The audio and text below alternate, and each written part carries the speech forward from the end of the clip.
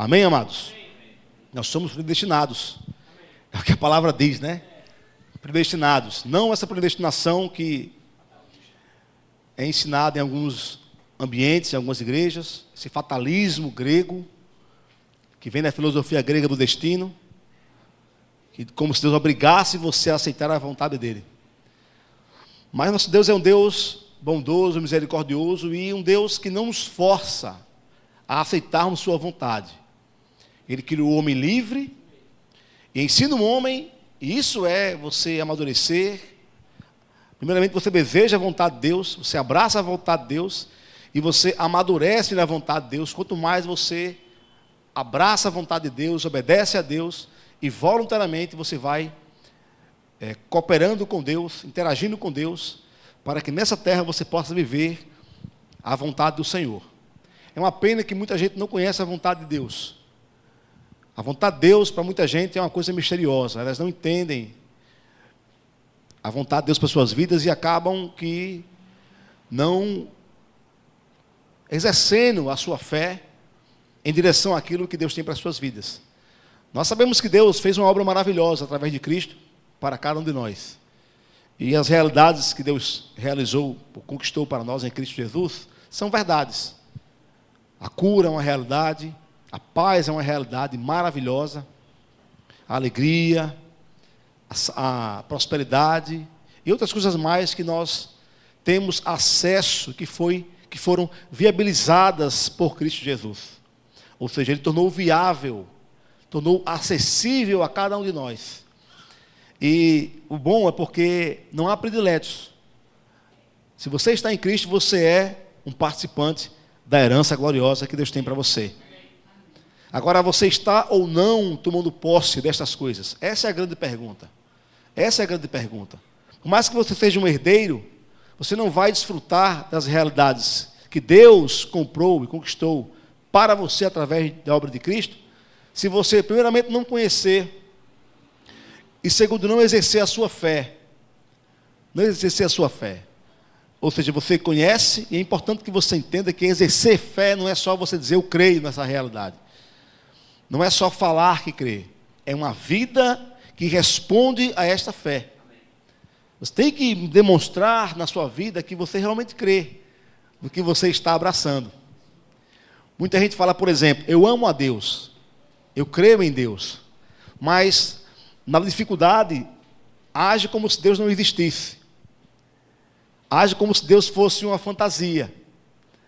Pessoas ficam desesperadas quando passam por dificuldades, por tribulações, e os testes e as provações realmente revelam quem nós somos. Os testes e as provações revelam quem nós somos. Às vezes você parece um crente, mas quando vem a dificuldade, a gente vê realmente se a sua reação, seu comportamento condiz com aquilo que você fala o tempo todo. Mas quando você consegue alinhar o que você fala com a sua vida, há um poder muito grande.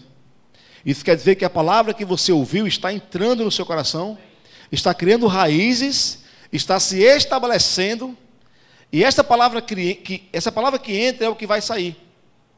Essa palavra que está no seu coração, fundamentada, estabelecida, enraizada, é o que vai sair através de você.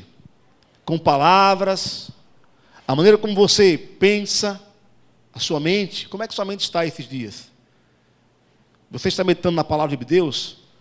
A sua mente é ocupada pelas coisas espirituais, pelas coisas da palavra? Você consegue interpretar e enxergar as coisas com um olhar da palavra de Deus? Muitos falam assim, eu estou lutando para ser próspero, estou lutando para receber uma cura. Isso é uma coisa que o diabo tem enganado as pessoas e colocado na cabeça das pessoas. Na verdade, você já é curado.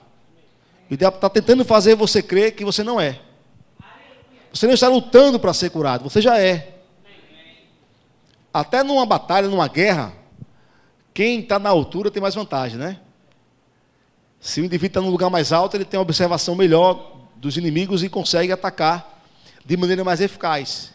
E a palavra fala que nossa posição, irmãos, é assentado com Cristo nos lugares celestiais. É o que fala Efésios 2:6.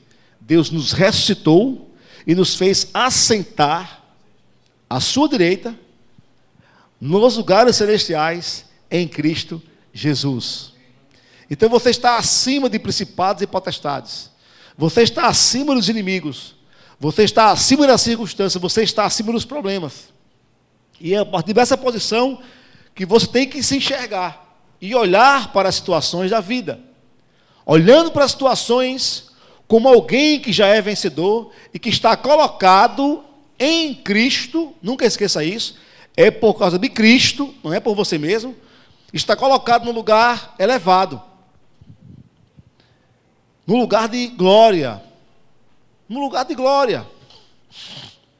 Eu sei que é uma palavra um pouco forte, mas está escrito na Bíblia. Todos pecaram, Romanos 3, versículo 23, né? Porque todos pecaram e foram destituídos da glória de Deus. Esse é um versículo muito querido por algumas pessoas que não creem que nós somos justiça. A propósito, entender sobre justiça é o que faz você ser maduro espiritualmente. O que diferencia o infantil do maduro é o conhecimento da palavra da justiça. A Bíblia diz em Hebreus 5 que todo aquele que se alimenta de leite, acho que é Hebreus 5:10, todo aquele que se alimenta de leite é inexperiente na palavra da justiça, porque é criança. O leite, irmãos, é para a criança. É assim que diz? Dá para achar aí o texto? Todo aquele, Hebreus 5, acho que é o versículo 10, que se alimenta de leite é inexperiente, ou seja, ele é criança. Meu Deus, é 5:10? Eu estou em Hebreus, que? Hebreus 5. Bota Hebreus 5:11. Acho que começa no 11, né? É o 5:3, vamos lá.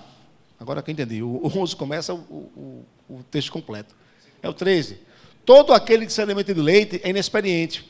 Irmãos, quando nós entramos no caminho da fé, não igreja, mas Jesus, né, na fé, a Bíblia diz que nós temos que desejar, como criança recém-nascida, o genuíno leite espiritual, para que por ele possamos crescer para a salvação.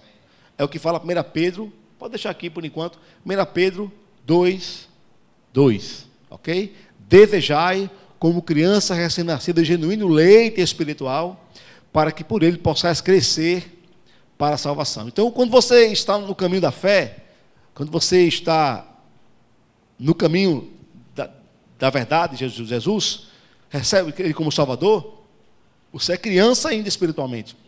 E você vai crescer, quanto mais você for recebendo o leite, como uma criança, um bebezinho, não é verdade?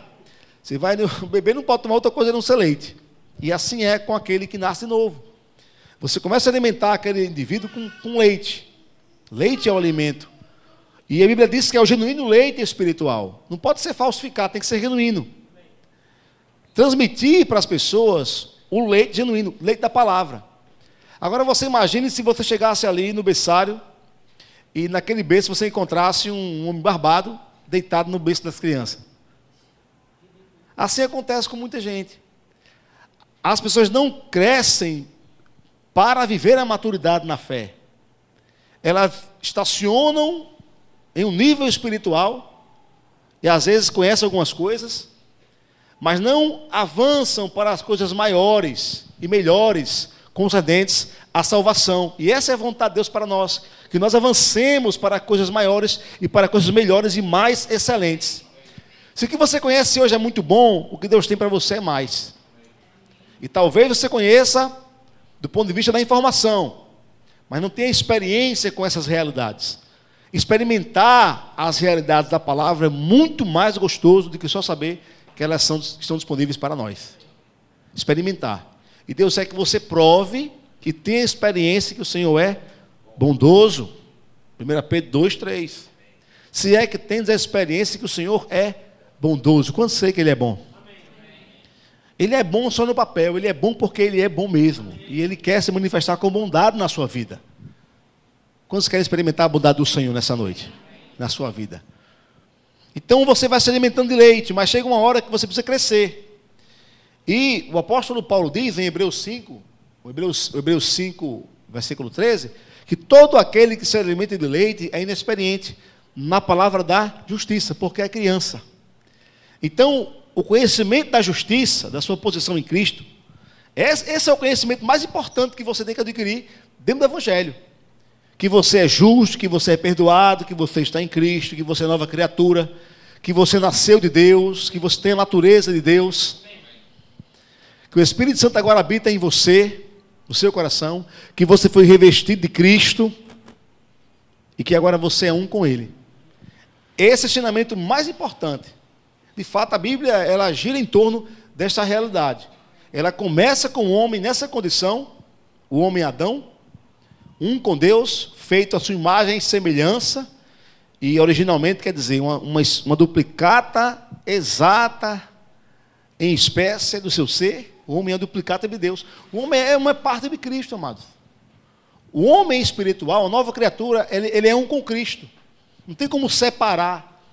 É por isso que somos chamados de o corpo de Cristo. Não é só uma declaração bonita, dando a ideia de que estamos unidos apenas no propósito, na vontade. Não, nós somos um com Ele em natureza. Nós somos um espírito com Ele. É o que diz 1 Coríntios 6, versículo 19. Se não for 1 Coríntios, 2 Coríntios. Acho que é 1 Coríntios 6, 19. Aquele que se uniu ao Senhor é um espírito com Ele. Dá para ver aí? 1 Coríntios 6, 19. É isso mesmo que está escrito? Ou eu estou errado? Se não for, aí, ó. Isso aí é... Acho que é 2 Coríntios 6, 19. Veja se é isso mesmo. Aquele que se uniu ao Senhor é um espírito com Ele. 18 é? 2 Coríntios? Rapaz, eu estou mal das pernas, viu? Tem que converter de novo. Acho que é 1 Coríntios, deixa eu ver aqui. 3. Eu estou... Não, estou abençoado. Minha mente é abençoada. Em nome de Jesus. 2 Coríntios. Nem lembrava que ia pregar, gente, de coração. Tanta coisa na minha cabeça hoje passou. Guitarrista para conseguir, para tocar aqui. Né? Mas Deus está agindo. 1 Coríntios 6,17, é isso mesmo. Estava perto, né? Por esse versículo ali. Mas aquele que se une ao Senhor é um espírito com Ele. Você é um espírito com o Senhor. Isso aqui não é filosofia, não é papo furado, isso aqui é realidade. Você é um com Cristo. Você se uniu ao Senhor, você é um espírito, um só espírito com Ele. Você faz parte do corpo de Cristo. E você não pense que essa expressão corpo de Cristo é como corpo físico. Não, é o corpo espiritual. Você é um com Cristo. É por isso que a palavra diz em Efésios 1 que nós somos a plenitude ou o complemento. É isso que isso quer dizer, plenitude. Outra versão fala complemento, outra versão diz a plenitude daquele que a tudo enche em todas as coisas. Somos a plenitude de Cristo, porque estamos unidos a Ele. Não tem mais como separar Cristo da igreja. Então, quando você passa a conhecer essas verdades, a mensagem da justiça, você passa a ter acesso, através da fé, logicamente, a esse conhecimento, você abraça o conhecimento, e você agora molda a sua vida de acordo com essa verdade. Você não mais pensa de forma negativa, você não fala mais de forma negativa, você não fala de problemas. Você pode observar, eu estava aqui analisando no momento do louvor, a Amanda falando e o pessoal dirigindo, e fazendo assim uma comparação. Eu não gosto muito de comparar nossa igreja com outras igrejas. Eu não tenho... nossa igreja é a melhor igreja. Claro que sempre a igreja melhor vai ser a sua, né? O melhor pastor vai ser o seu. É coisa de crente mesmo. Qual a melhor igreja? É a sua, né? Logicamente você vai gostar da sua igreja. Isso é um comportamento que as pessoas têm, mas literalmente eu não fico... Tá vendo? Nós fazemos melhor do que a igreja X. Eles não fazem isso. Mas eu tenho, irmãos, andado em alguns lugares e você vê que a linguagem da nossa igreja é uma linguagem de fé. O conduzir do culto, o louvor, a direção, a Amanda estava falando aqui, observando, ela exaltando a palavra de Deus, exaltando a bondade de Deus. Isso leva as pessoas a crerem no Deus que é bom, que é fiel, na palavra que nunca falha, entendeu? É diferente de chegar num lugar, como eu tenho observado em alguns lugares, o povo só fala problema, dificuldade, fala que é difícil, que é muita luta, que só tem dificuldade na língua, só tem impossibilidade. Por quê? Porque foi criado uma cultura onde a palavra de Deus, ela não é honrada como deveria, ou pregada como deveria. Talvez você não experimente tudo que Deus tem para você, na sua existência, mas seu alvo é Cristo. Porque pessoas perdem as bênçãos de Deus, ou perdem de experimentar as bênçãos de Deus, porque param de olhar para Jesus. A Bíblia fala, olhando para Jesus, o autor e consumador da sua fé, olhando para Jesus. Então o que você tem que fazer? Eu vi um pregador falando, você acha interessante, o que você tem que fazer para experimentar as bênçãos de Deus? Três coisas. Número 1, olhe para Jesus. Número 2, olhe para Jesus. Número 3, olhe para Jesus. Você não vai ser confundido, você não vai ser ofuscado, você não vai ser envergonhado, você não vai ser absorvido pela ignorância. Porque você vai lá para Jesus e vai ver, rapaz, aquele é o meu padrão. Quando você tem um padrão perfeito como Cristo, você pelo menos tem uma referência com a qual você vai se identificar e procurar ser mais parecido. De glória em glória. De glória em glória. Não é como um passe de mágica, é de fé em fé, de glória em glória, caminhando, você vai se parecendo mais com Jesus. E quando você olha para Jesus, você vê a vontade de Deus, você vê Deus encarnado, Emmanuel, Deus conosco. Esse dia eu mandei para o pastor Geraldo Foster, tem um vídeo muito legal, é uma musiquinha, um corinho de fogo, nem lembro como é que é essa música direito, mas o letra fala assim, Emmanuel é Deus conosco, né?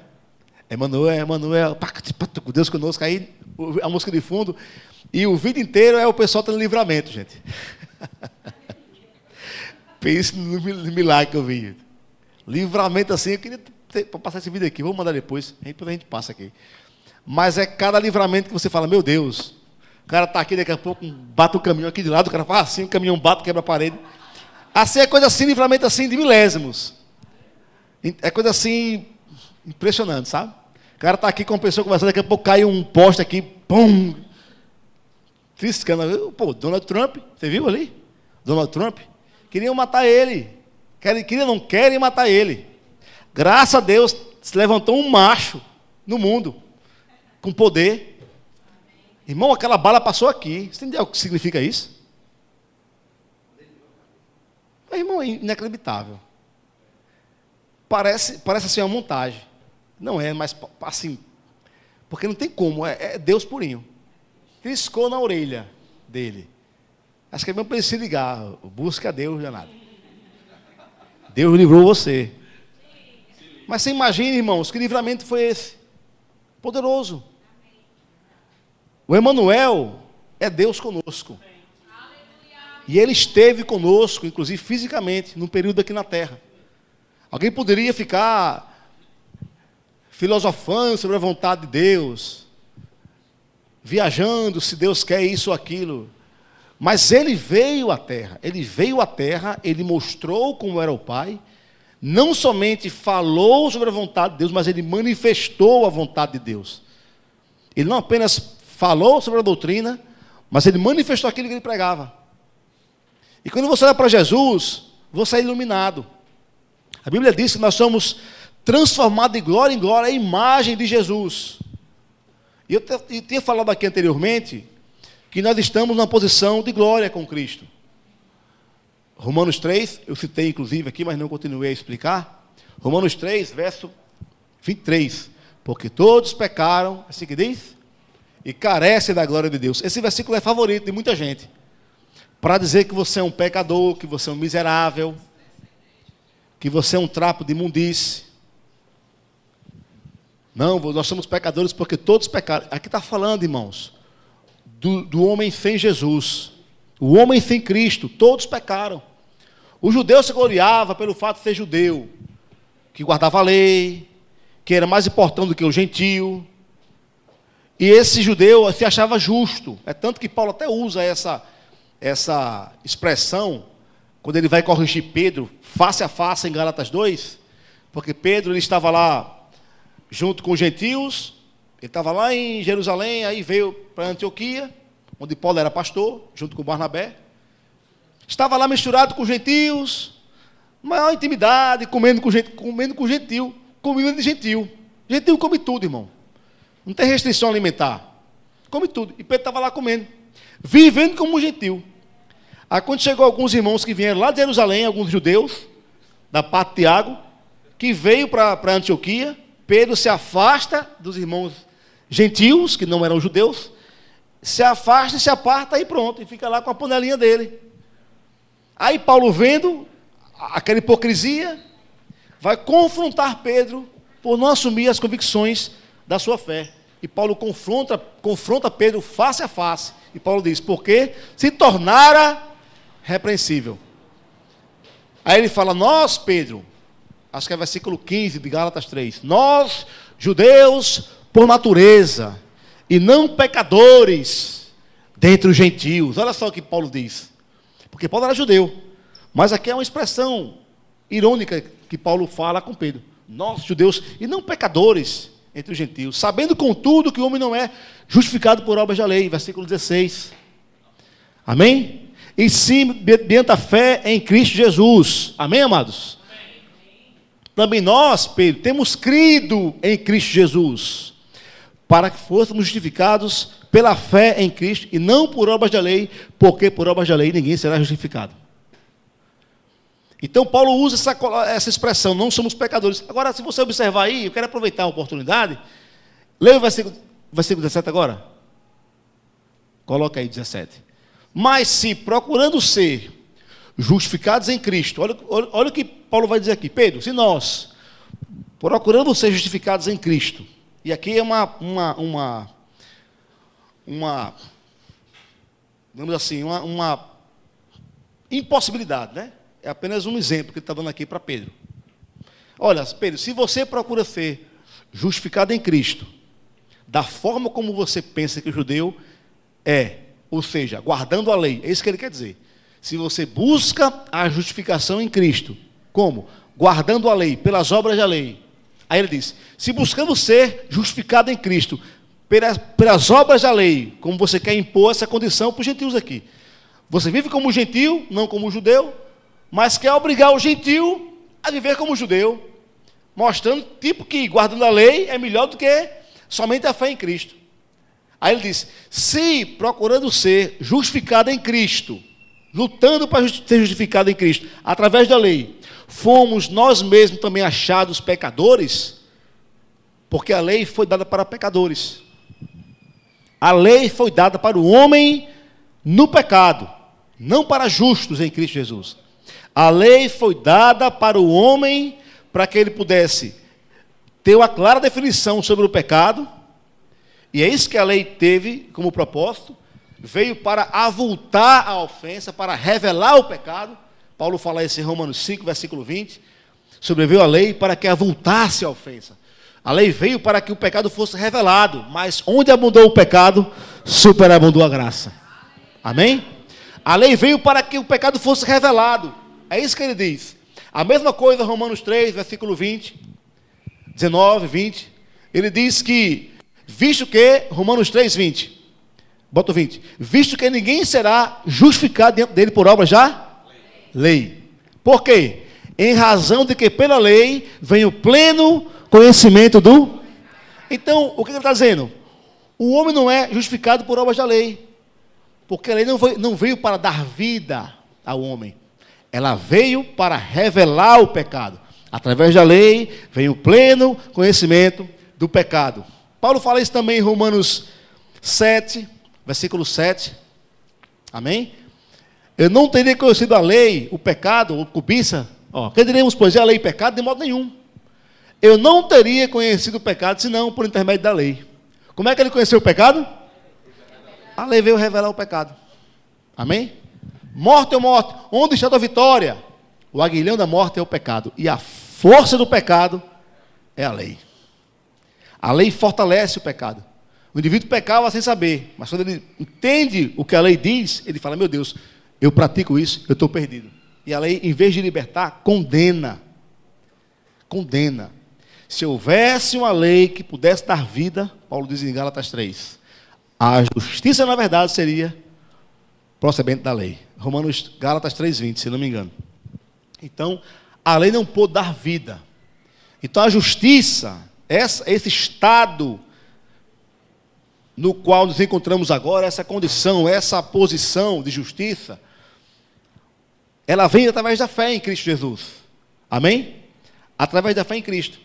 E aí lá em Gálatas 2, volta lá, por favor. Gálatas 2:17. Paulo diz assim, ó. Mas se procurando ser justificado em Cristo, fomos nós também achados pecadores, como? Guardando a lei. Se alguém busca, eu quero agora ser justificado em Cristo, mas eu não quero a fé, eu quero a lei. Então você vai ser achado pecador. Porque a lei é dada para pecadores. Amém, irmãos? É para pecadores. Então, aí ele fala, dá-se ao caso de ser Cristo ministro do pecado? Fala comigo, Cristo não é ministro do pecado. Ele é ministro da justiça. Por isso que nós somos justos. Se você é pecador, se você acha que é pecador, então você não está ligado não a Cristo, mas à lei. Amém? As obras da lei, a condenação. Aí ele fala certo que não. 18. Porque, Paulo diz, se eu torno a edificar o que eu destruí, ou seja, Paulo era um homem que guardava a lei, um fariseu, criado aos pés de Gamaliel, hebreu de hebreus, um cara com pedreguia assim invejável. Irmão, se a lei salvasse alguém, esse alguém seria Paulo. Pense num camarada zeloso com a lei. Mas ele diz, se eu torno a edificar o que eu destruí, ou seja, se eu volto a abraçar aquilo que eu abandonei por causa de Cristo, a mim mesmo me constituo um transgressor. Então, ou seja, Pedro, acaba com essa conversa. A lei não salva. A justificação é pela fé em Cristo.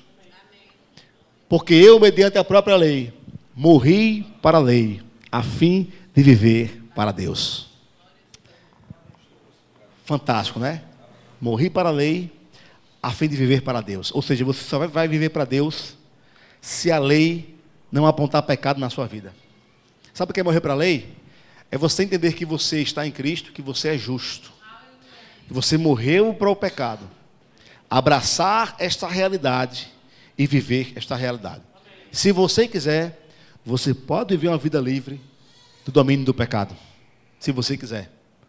Quando você entende que você morreu com Cristo, e essa é a revelação de Paulo sobre a graça de Deus e sobre a justiça, onde abundou o pecado, superabundou a graça.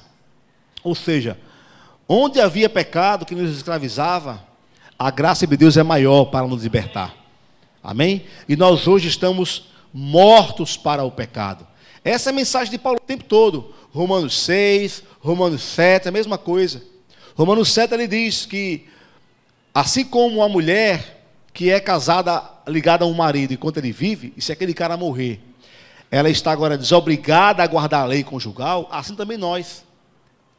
Quando estávamos casados, ou éramos vivos para a lei, estávamos debaixo daquelas obrigações, mas uma vez mortos para a lei, estamos libertos.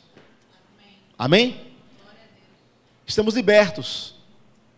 Libertos da lei, estamos mortos para aquilo a que estávamos sujeitos. Romanos 7, 5. Bota aí para ver.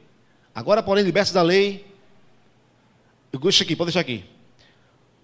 Porque quando vivíamos segundo a carne, as paixões pecaminosas, despertadas pela lei, outra versão diz, é mais clara de compreender, operavam em nossos membros. Ou seja, as paixões pecaminosas, elas eram despertadas pela lei. Eu não sabia o que era pecado, mas a lei dizia pecado. Pronto, aí aumenta o desejo. E ele diz, a fim de frutificarem para a morte. Essa era a nossa realidade antes de Cristo. Mas agora, porém, libertos da lei, estamos mortos para aquilo a que estávamos sujeitos, de modo que servimos a Deus em novidade de espírito e não na caduquice da letra. Então, servimos a Deus como? Em novidade de espírito. Irmãos, novidade de espírito, ou novidade de vida, que é o que Paulo fala em Romanos 6 também, versículo 4, é a mesma coisa. Novidade de vida, irmãos, você foi chamado para viver.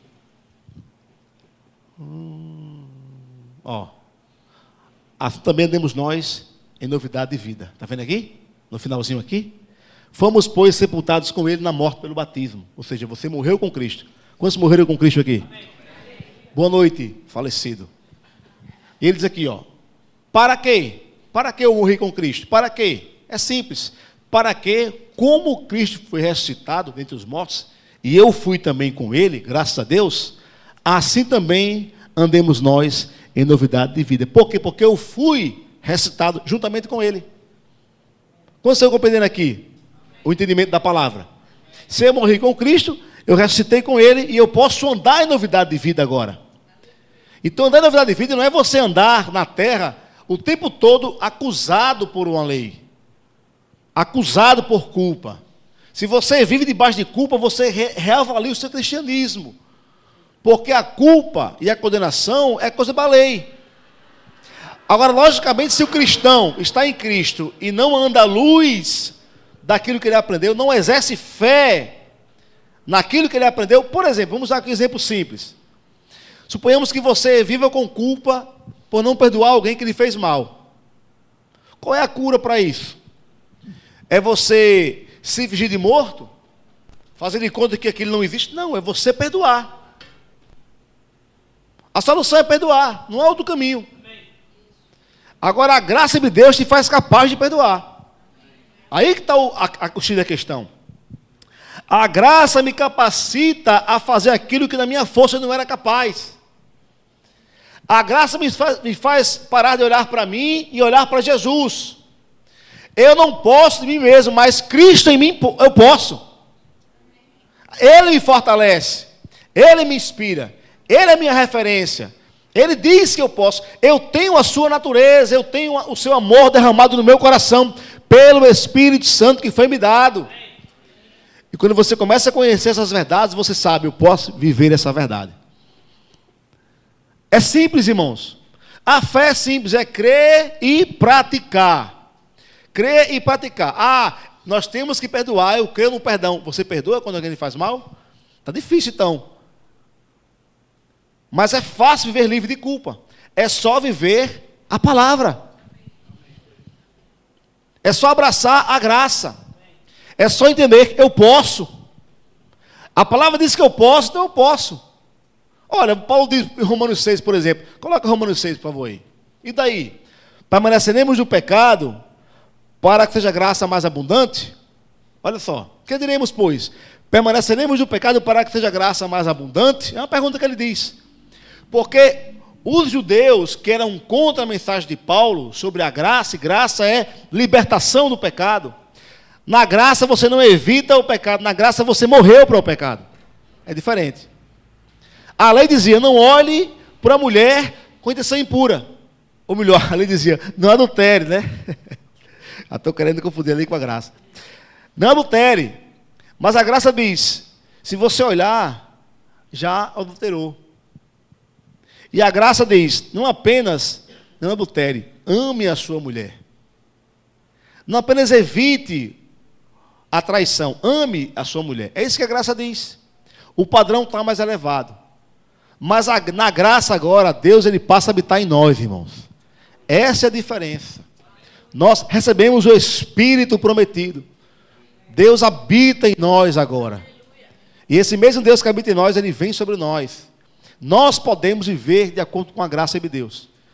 Se ficarmos vivendo de forma mesquinha, não consigo amar, não consigo perdoar, eu não consigo largar tal deficiência na minha vida espiritual, não consigo. Isso é uma linguagem da lei, não é uma linguagem da fé. A linguagem da fé diz, eu posso tudo aquilo que a palavra diz que eu posso. A linguagem da fé abraça a palavra e vive a palavra. Paulo pergunta aqui, que diremos, pois? permaneceremos no pecado para que seja graça mais abundante? Os judeus achavam que Paulo pregava esse tipo de mensagem. Pode voltar para o versículo 1 ainda, viu, Vitor? É que o judeu pensava, esse Paulo está pregando o seguinte, esse Paulo é maluco. Ele está pregando que você tem que permanecer no pecado. Porque se você ficar pecando, a graça vai superabundar na sua vida. Ele não entendeu o que Paulo dizia. Tem gente que não entende o que a gente fala e sai falando o que a gente não disse. Está vendo? Está falando que nós... Às vezes eu vejo pessoas falar as coisas aí. Por exemplo, esse pessoal aí que crê que pode declarar, eles querem colocar Deus em canto de parede. Quer dizer, ele não sabe o que você está ensinando, aí vai falando coisa que você não disse. Paulo fez uma afirmação no capítulo 5, no versículo 20, coloca aí, Vitor. E logicamente é um pouquinho antes do capítulo 6, né, que está acabando o capítulo 5. Ele fala assim, ó, sobreveio a lei para que avultasse a ofensa. A lei veio para revelar o pecado, para avultar, para revelar a ofensa. Mas onde abundou o pecado, ou seja, se você era alguém, irmão, cheio de pecado, todos nós éramos, né, cheios de pecados. Talvez não do ponto de vista social, uma vida degradante, mas muitos tiveram. Não importa. Onde abundou o pecado, superabundou a graça. O poder da graça para libertar é maior do que o poder do pecado que nos matava. Então, alguns achavam que Paulo está falando que onde abundou o pecado, superabundou a graça. Então, ele está falando o seguinte, vamos pecar, porque quanto mais pecar, mais a graça vai abundar. Mas não é isso que Paulo está dizendo. Verso 21 fala assim, ó, assim como o pecado reinou pela morte, verso 21, a fim de que, como o pecado reinou, fala comigo, o pecado reinou, isso quer dizer o quê? Não reina mais. Reinou pela morte, ou seja, o pecado reinava na sua vida, porque você era morto espiritualmente e separado de Deus. Agora, ele diz, assim também reinasse a graça pela justiça, para a vida eterna, mediante Jesus Cristo, o nosso Senhor. Capítulo 5 agora. Que diremos, pois? Permaneceremos no pecado? Quer dizer, eu tenho que ficar no pecado para que a graça seja mais abundante? Para que a graça superabunde? De modo nenhum. Ele vai explicar de modo nenhum. Como, pois, viveremos no pecado? Pode deixar, versículo 2. Como viveremos ainda no pecado, nós, os que para Ele, nós o quê? Morremos para o pecado. Você morreu para o pecado. Ah, mas eu estou ainda preso em algumas áreas, eu luto. Você morreu para o pecado. Falta o quê? Primeiramente, convicção, compreensão da palavra, iluminação, abraçar a palavra e praticá-la. Quando você dá um passo de fé em direção à palavra, você experimenta o poder da palavra tomando conta da sua vida. Impressionante. Ah, mas eu não consigo me libertar de uma tentação, de uma área de tentação. Jesus diz, vigiai, para que não entreis em tentação. Olha a palavra de Deus aí. Ah, mas eu fui tentado. Ore naquele momento.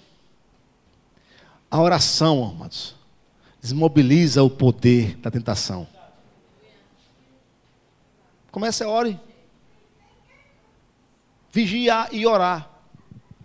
Paulo diz, como viveremos ainda no pecado, nós que para ele morremos. Ou seja, Paulo está dizendo o seguinte, na graça o homem morreu para o pecado. Na graça o homem está morto para o pecado. Seus pecados foram perdoados, você não deve mais nada ao pecado. Se você quiser, você pode viver livre. Aí ele fala aqui, ou porventura ignorais, versículo 3. Essa é a questão. Nós ignoramos essa verdade. Nós que eu digo, né, de uma forma geral. Ignoramos a verdade bíblica, não experimentamos a realidade da palavra e queremos culpar Deus. Ele diz, ignorais. Você quer ignorar que todos nós que fomos batizados em Cristo, fomos batizados na sua morte? Ou seja, se você ignorar isso aqui, você não vai viver livre do pecado. O que ele quer dizer? Use a sua fé para acreditar que você morreu com Cristo. Não só para ter carro, para ter casa, para ter prosperidade. Amém?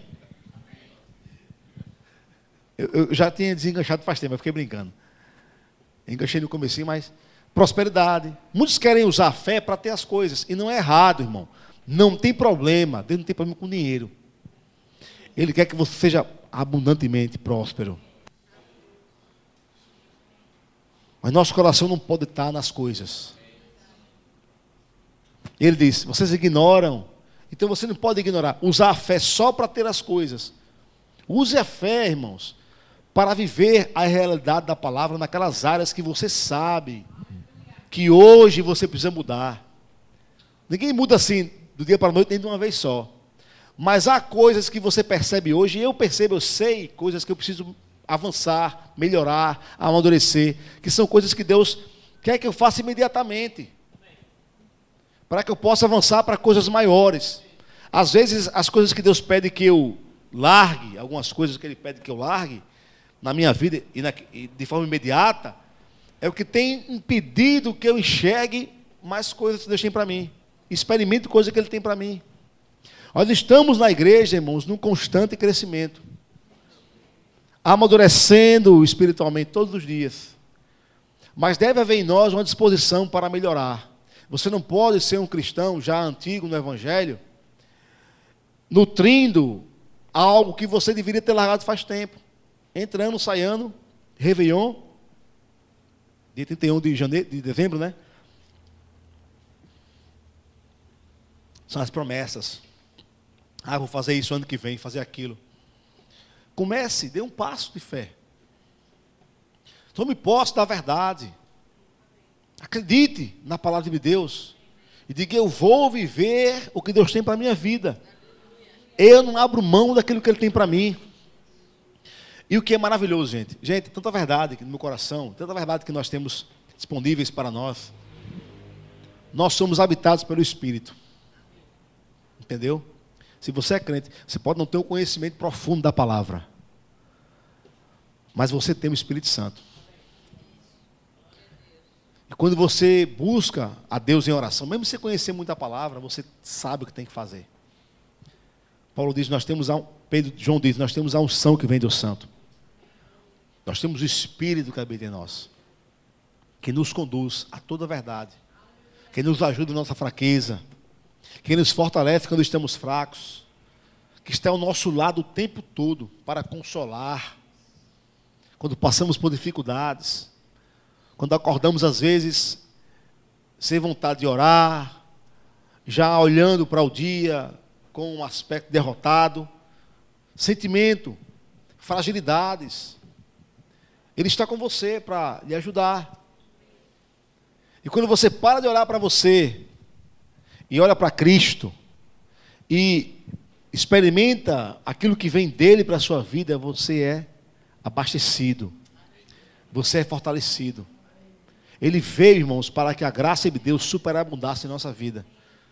João diz em João capítulo 1, versículo 16, porque todos nós temos recebido da sua plenitude. João 1,16, viu, Vitor? Porque todos nós temos recebido da sua plenitude. Oh, irmãos, que maravilha. Essa afirmação é muito poderosa. O que você é, só é por causa de Cristo. Aprenda a reconhecer isso. Amanheci muito forte, amanheci animado. É Cristo em você. Amanheci fraco. É falta de consciência de Cristo em você. Amém? É simples assim. Não sou eu. A glória é para Ele.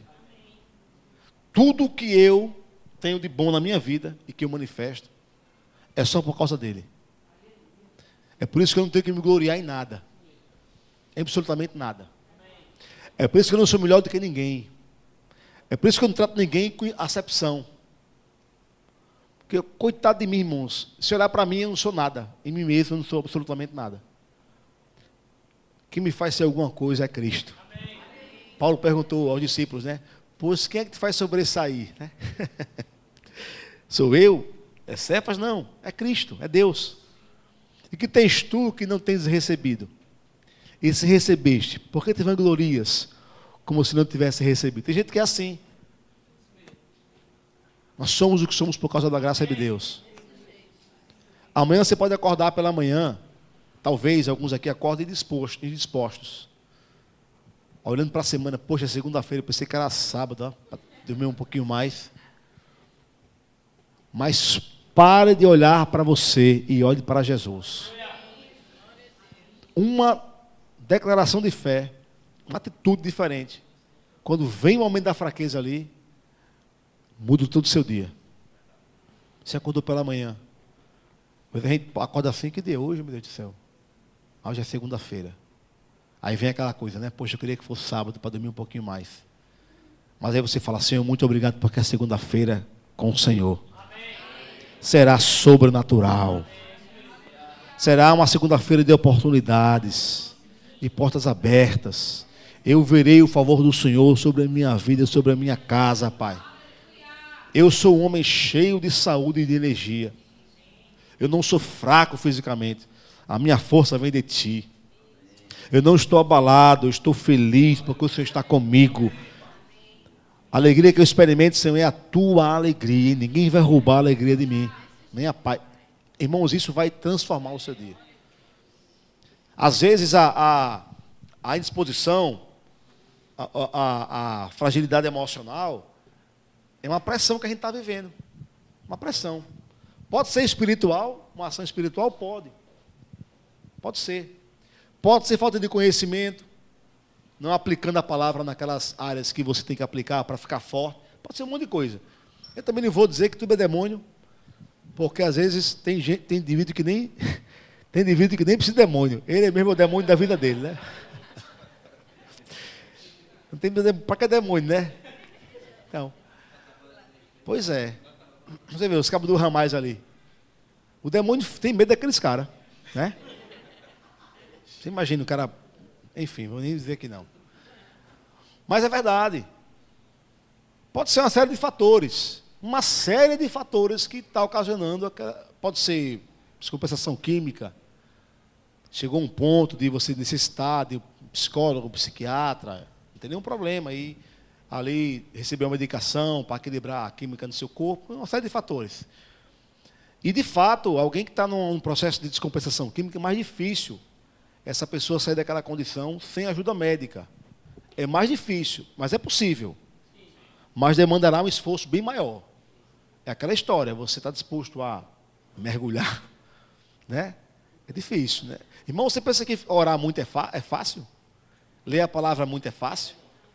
Ah, pastor, qual é o teu chamado? Orar e ler a Bíblia. Ah, é muito fácil. Vai lá fazer. Vai orar e ler a Bíblia, vai lá.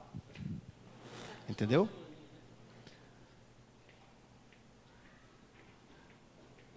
É mais difícil quando você já está num processo de descompensação química, sair dele mais rápido, é difícil. E a ajuda médica é importante, porque toda ajuda é bem-vinda, irmão. Toda ajuda é bem-vinda. Você pode trabalhar para não entrar, o que é melhor. Como é que eu trabalho para não entrar, Flávio? Como é que eu estando bem, permaneço bem e não entro num processo de depressão, ansiedade e coisas mais? Não tem mistério, é orar e ler a palavra, buscar o Senhor todos os dias. Todos os dias. 1 hora, 2, busque regularmente. É a regularidade que vai trazer crescimento. Não é um dia que você vai buscar 1 hora e você no outro vai estar explodindo de alegria e de energia espiritual, não. É a constância. É como musculação. Você prefere fazer musculação um dia durante 8 horas seguidas ou malhar todo dia de meia hora? Entendeu? É assim que funciona. Então você tem um compromisso com Deus. Nós, muitas vezes, não queremos ter um compromisso com Deus. Sabe qual é o nosso compromisso com Deus? Na nossa cabeça é vir para cá domingo à noite. Vou tomar um bolinho aqui para você pensar um pouquinho mais. Eu vou parar agora. Nosso compromisso é esse. É vir domingo à noite, que é maravilhoso, é perfeito. Aqui somos despertados, estimulados ao amor e às práticas das boas obras. Congregar, eu vou repetir, nos estimula ao amor e às práticas das boas obras. Ou seja, somos estimulados para praticar durante os demais dias o amor e as boas obras. É fundamental. Mas eu não posso reduzir a minha comunhão com Deus somente a hoje à noite. Você quer ter vida vitoriosa, experimentar a vitória na sua vida? Busca o Senhor todos os dias. Irmão, nada vai tirar a tua visão de fé, o teu foco em Deus. Quando vem uma má notícia, você está bem. Sabe quando você tem energia para dar e vender? Espiritual. Eu estava no velório do tio Thaís que faleceu. Na quinta-feira foi? E ela me perguntou assim: rapaz, tu não para não? Você tem muita energia. Não sou eu, é Deus que me dá energia. Me dá força para ajudar as pessoas que precisam. Não sou eu, é Deus mesmo. Dei uma palavra lá na saída do velório, quando enterraram lá uma palavra sepultamento da viúva. Uma palavra que veio inspirada por Deus para aquele momento. Eu nem pedi a oportunidade para falar, nem me deram. Se pedisse, tinham me dado no velório, mas eu não quis. Já tinha um pastor lá, o irmão, tio dela, né? O irmão do falecido. Tinha a bispa lá que cedeu a igreja para acolher o velório, enfim. Então, não precisa estar... Não estou em canto nenhum para dar show, irmão. Nem para aparecer. Mas precisou de uma palavra ali no momento. E quase que o velório virava festa ali. Eu falei, se eu morrer, não quero ninguém chorando aqui, viu, pessoal? Foi uma alegria só, gente. Mas é Deus. Amém? Se abasteça com Deus. A semana não é maior do que o que Deus tem para a sua vida. A semana, irmãos, as dificuldades da semana não é maior do que o que Deus tem para você, do que o poder de Deus sobre você, do que a graça de Deus sobre você. Quando você passar por um problema, irmão, nunca deixe sair da sua boca uma palavra negativa. Já passei, irmãos, por problemas que eu digo, meu Deus, mas na hora que chega eu digo, Senhor, o Senhor me capacita e eu vou vencer isso aqui. O seu poder está comigo, a sua força está em mim. Só você falar isso, você se agiganta. O poder de Deus começa a entrar em operação. Eu aprendi uma coisa quando era escoteiro. Quer dizer, eu sou escoteiro, né? Porque uma vez escoteiro, sempre escoteiro, né? Então eu não posso falar que eu era escoteiro. É uma frase do escoteiro, né? Uma vez, escoteiro, sempre escoteiro. E tinha uma coisa que eu aprendi desde a minha infância, que eu sempre pratico, né? É uma frase até boba, mas que para mim teve um peso muito grande. O escoteiro é safro, né? Ou seja, ele se vira em qualquer situação. E é impressionante, irmãos, como essa frasezinha, claro que é um princípio, digamos assim, se aplicar para a palavra, você vai entender que com Deus nada é impossível, vamos dizer assim, tudo você pode. Eu já me vi situações complicadas, que só essa frase, o escoteiro é safro, eu tudo posso naquele que me fortalece, me fez ir além do natural e enxergar coisas que eu não estava enxergando, para poder resolver aquela situação naquele momento. Ou seja, quando você não acredita que Deus em você te capacita a dar passos maiores e além do que você pode fazer, quando você não crê, algumas coisas não são visíveis para você. Mas quando você diz, eu posso e Deus está comigo, começa a aparecer coisas que você fala, rapaz, eu achava que não tinha saída, mas indo por aqui dá certo. Fazendo isso dá certo. Você vê coisas além do natural. É impressionante como isso é uma coisa que funciona. Então, irmãos, nós estamos em Cristo. Deus está conosco. Ele nos abençoou. E nós podemos ir além da nossa habilidade por causa da graça de Deus. Não aceite nenhum diagnóstico, nenhum relatório, nenhuma influência do mundo. Diz, está difícil, esse governo aí está acabando com o Brasil. Está acabando com o Brasil mesmo. Mas você está em Cristo. Essa é a questão. Você é embaixador do reino de Deus. O seu reino é deste mundo. Você quer ver Jesus Cristo passar dificuldade aqui? Nunca, irmãos. Vivia do ministério. Era suprido por pessoas que confiavam no seu ministério. Aí chegou lá uma vez, tinha que pagar imposto. Paga imposto. É Lula que está cobrando, vamos pagar a dada e pronto. Vai lá e pega na boca do peixe ali. Simples, irmão. Não reclamou, não botou culpa em ninguém. Ah, mas o combustível está muito caro. Irmãos, eu creio para ter dinheiro para pagar. Em vez de reclamar do valor alto do combustível, eu creio para ter dinheiro e ter como pagar. Ao invés de falar, oh meu Deus, como agora não aumentou, que inferno, que país é esse, que miséria. Senhor, muito obrigado porque o Senhor me dá condições de pagar. Eu tenho para abençoar, Senhor. Essas palavras, elas mudam o jogo. Vamos colocar uma linguagem aqui meia técnica, né? Como é que diz? Dos coach, né? Muda o jogo. Você estava perdendo, mas agora você está virando. Por quê? Porque você está com a linguagem da fé. Olhando para a palavra. Pai, o Senhor está abrindo portas para mim. O Senhor está abrindo portas para mim. Ah, mas eu não consigo um emprego. Deus vai abrir porta para você. E a porta que Ele abre, ninguém fecha. Amém? E às vezes estamos, digamos assim, passando uma fase difícil, porque não conseguimos buscar a Deus e olhar para o que Ele tem de maior para nós. Nós queríamos algo pequeno. Ah, Senhor, qualquer coisinha aqui resolveu meu problema. Talvez aquela coisinha ali que resolvesse seu problema no momento ali, deixasse você acomodado. Aquela coisa, já consegui aquilo, né? Comer o que vestir, tá bom, então tá resolvido, né? Agora é só fé, né? Agora é só fé. O leite das crianças e o modos da mulher. Tendo só o dinheiro para comprar ali, como é que é? Uma lata de quê? Não, é assim, eu vou dizer porque eu não vou ser hipócrita. Preciso de dinheiro para comprar um mé. O cara fala, irmãos, que as coisas da vida são simples, né? Custa barato, né? É o cara do Bolsa Família, que não quer procurar emprego.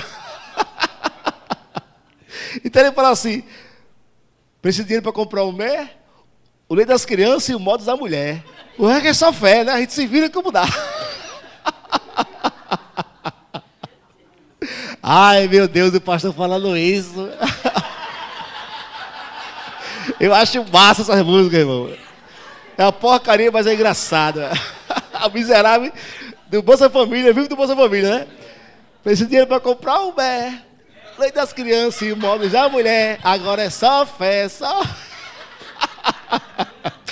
O cara do Bolsa... Está conformado, desgraçado, com o Bolsa Família. Só o leite para comprar, dinheirinho, um pouquinho para comprar o bé ali. E o resto a gente se vira, né? Não quer mais trabalhar não, irmãos. Você vai no interior desse aí, querendo arrumar trabalhador para limpar a roça, não quer mais não. Está no Bolsa Família lá, tomando cachaça e pronto. Só isso aqui está resolvido. Se acomodou. Brincadeiras à parte, você precisa não ser alguém acomodado. As portas se fecharam. Elas vão ter que abrir. Vão se abrir portas grandes para você. Vão se abrir portas grandes para você. Amém? Mas, quanto maior a porta, maior a busca. Busque o Senhor. A Bíblia fala que aqueles que buscam o Senhor, bem nenhum lhes faltará. Pai, eu te agradeço em nome de Jesus. Bem nenhum falta, Senhor, para aqueles que buscam o Senhor. Que o nosso foco, Pai, não esteja em buscar as coisas, em ter nosso coração angustiado, preocupado, ansioso, em estar buscando as coisas, mas que nós possamos fazer do Senhor a razão da nossa busca, a nossa fonte, o nosso prazer, Pai. Nos ensina, Senhor, a olhar para Ti, olhar para Jesus, e não olhar para as coisas, Pai. Aquilo que está faltando, aquilo que nós queríamos que tivesse diferente em nossas vidas. Talvez alguns estejam aqui desempregados, e aí as contas vão chegando, situações vão surgindo, Pai. Mas que o nosso coração não seja levado pela preocupação da falta, Senhor. Mas que ele possa estar cheio de desejo por Te buscar, Senhor. Que possamos controlar nossos pensamentos, Pai. Não deixar que nossa mente nos controle, mas que nós possamos controlar os pensamentos. Que possamos, Pai, não deixar que pensamentos de medo, ansiedade, preocupação, maus relatórios permaneçam em nossa mente, Pai. Que não nos alimentemos, Senhor, de maus pensamentos. A tua palavra diz que o homem bom tira do bom tesouro do coração coisas boas. E nosso coração está cheio de riquezas espirituais. O nosso coração é habitado por tua palavra, Senhor. E é a sua palavra que determinará como nós iremos pensar. Não serão as circunstâncias, não será a falta, não será a impossibilidade, não será o relatório, Senhor, natural que vai dominar e nos controlar. Nós somos guiados pelo Seu Espírito e guiados por Tua Palavra, Pai. A Tua Palavra prevalece em nossa mente e nosso coração, Pai. É a Sua Palavra que é a verdade. Aleluia, Pai. E as coisas vão mudar por causa da Sua Palavra, Pai. E por causa do Seu favor e graça operando abundantes em nossas vidas. Em nossas vidas, Pai. Obrigado, Senhor, em nome de Jesus, pela unção do Seu Espírito, Pai. Fazendo coisas novas no meio do Seu povo, Senhor. Renovando, Pai, energias aqui. Fortalecendo corações, Pai. Quebrando julgos. A palavra quebra julgos, Senhor. Quebra julgos, Pai. Nos faz olhar para Jesus e confiar cada vez mais nele, Pai. Oh Deus, obrigado por cada um aqui, Senhor. Cada um aqui, experimentando coisas novas da parte do Senhor. Compreendendo quem somos em Cristo, Pai, que estamos debaixo da graça. E hoje há abundância para nós. Jesus é mais do que suficiente. Nós temos recebido a sua plenitude. É dele. Tudo que eu tenho vem dele. Toda boa dádiva, todo dom perfeito vem de ti, Senhor. Eu tenho recebido da sua plenitude e graça sobre graça, graça sobre graça, graça, graça e mais graça e mais graça e mais graça. Mais habilidade, mais favor, mais oportunidades. Mais portas abertas, mais saúde, mais provisão, mais paz, mais alegria. Eu sou um homem, Pai, cheio de graça, Senhor. O teu povo é cheio de graça, Pai, cheio de favor, Pai. O teu povo é cheio do Espírito, cheio de provisão, Pai. Estamos mergulhados na graça, Senhor. Estamos mergulhados na graça, Pai. A graça, Senhor, se manifestou. Salvação a todos os homens, somos salvos, somos abençoados, somos supridos, somos prósperos, somos fortes, Senhor, somos fortes, somos livres da opressão, do jugo, do medo, da escravidão, da ansiedade, do pânico, Senhor, somos livres do medo, ó Pai, do futuro. O nosso futuro será um futuro glorioso. O nosso futuro será um futuro abençoado. Será um futuro próspero, Senhor. Portas estão se abrindo. Aleluia. Bênçãos derramadas dos céus. Bênçãos derramadas dos céus sobre o teu povo, Senhor. Aleluia. Como um rio abundante, Pai, fluindo sobre o teu povo, Senhor. Coisas boas acontecendo, Pai. Nenhum de nós passará por falta e impossibilidade, Senhor, privação, não. Nós somos abençoados, nós provamos vida abundante, que haja vida, Senhor, nas nossas finanças, que haja vida, Pai, no nosso corpo, que haja vida, Pai, nas nossas emoções, vida e abundância, em nome de Jesus, vida abundante, aleluia, vida e abundância, graça sobre graça, vida e abundância, livres do pecado, salvos do diabo, fui regenerado e justificado em Cristo Jesus. Estou reinando em vida, sou abençoado e de glória em glória, como a luz da aurora eu brilho mais e mais, a imagem do meu Deus. Os fortes entenderão aqui, né? Cláudio Claro é até o nome do cabo é iluminado, né? Cláudio Claro, é isso aí.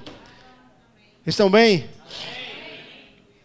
Postura de fé, palavras de fé, atitude de fé, muda o ambiente.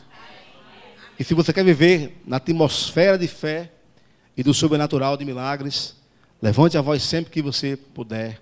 Ore, louve a Deus. Amém?